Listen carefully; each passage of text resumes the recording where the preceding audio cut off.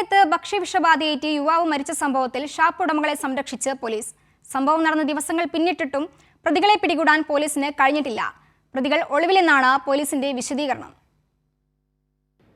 ഇക്കഴിഞ്ഞ 22-നാണ് കുമരകം 900 ഷാപ്പിൽ നിന്നും മീൻ തലക്കറി കഴിച്ചവർക്ക് ഭക്ഷ്യവിഷബാധ ഉണ്ടായത്.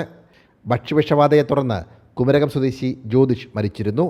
സംഭവത്തെ തുടർന്ന് കള്ളുഷാപ്പ് ലൈസൻസികളായ ലേഖ ജോസഫ്, മാനേജർ ആകാശ് ബാബു, ജീവനക്കാരൻ ബ്ലസൻ എന്നിവർക്കെതിരെ വെസ്റ്റ് പോലീസ് കേസെടുത്തു. എന്നാൽ കേസെടുത്ത് ഒരാഴ്ച പിന്നിട്ടിട്ടും പ്രതികളുടെ അറസ്റ്റ് ഉണ്ടായിട്ടില്ല. പോലീസ് പ്രതികളെ സംരക്ഷിക്കുകയാണെന്നാണ് ആക്ഷേപം.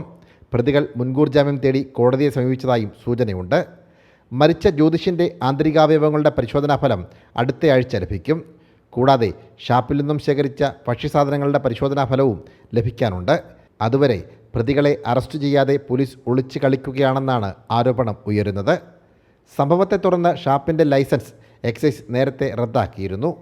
സനോജ് സുരേന്ദ്രൻ, കൈരളി ന്യൂസ്, കോട്ടയം.